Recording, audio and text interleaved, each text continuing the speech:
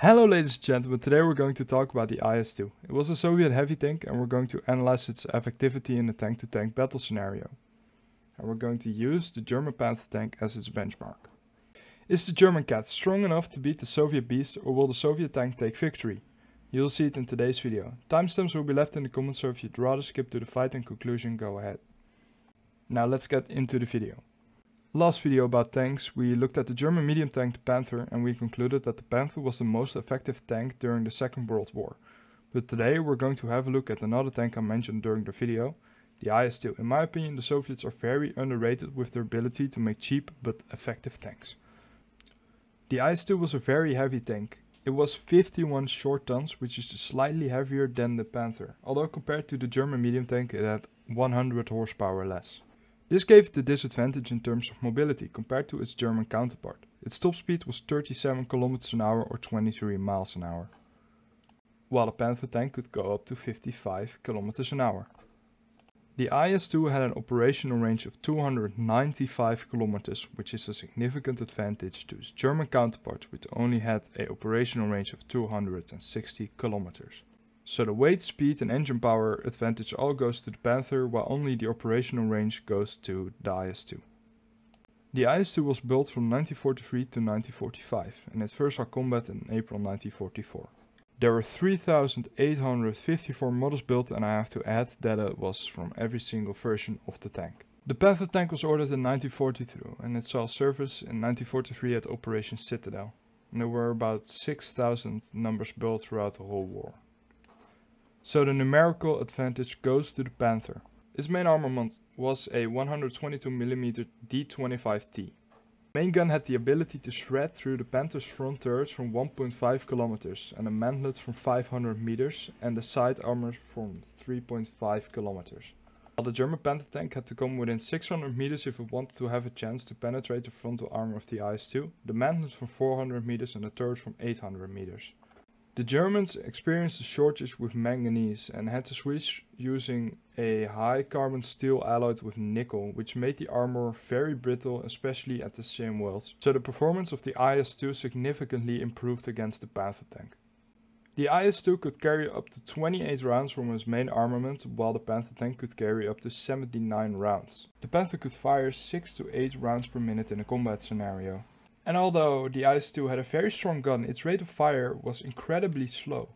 It was roughly 2 to 4 rounds per minute. I purposefully left out the secondary guns because I don't think they will have any effect between the battle of these two giants. The main armament is a IS-2 advantage, but the rounds per minute and the rounds you could carry is a Panther advantage. Armor. The IS-2 had a significant armor advantage over the Panther. Like I stated before, the Panther's side and rear armor were very weak, that even an M3 light tank could penetrate it. And its frontal armor is 110mm at best.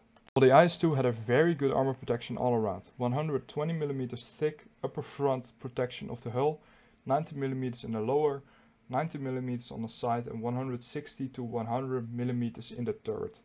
The armor thickness advantage goes to the IS-2. The hitbox. What is important in a tank-to-tank battle is how big they are. The bigger the tank, the easier they are to hit and spot. In height is 2.73 meters, in width 3.09 meters and in length 9.9 meters. Total in cubic meters is 5.24 meters and only from the front it is 2.91 m2 meters. Now on to the Panther.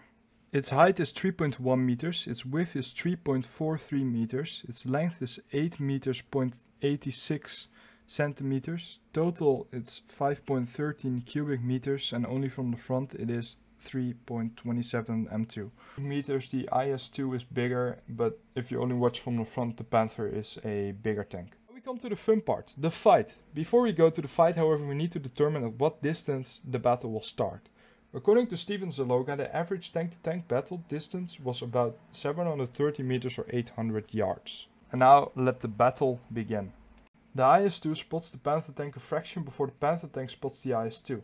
The Panther uses his superior speed to quickly close up the distance to be able to reliably penetrate the IS-2 tank.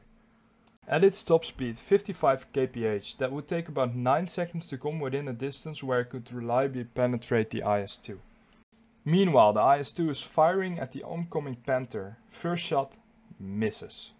What I said earlier, that the IS-2 has a very long reload time, which is roughly 30 to 15 seconds. The IS-2 starts reloading. The Panther arrives at the desired range and starts firing at the IS-2. First round, misses.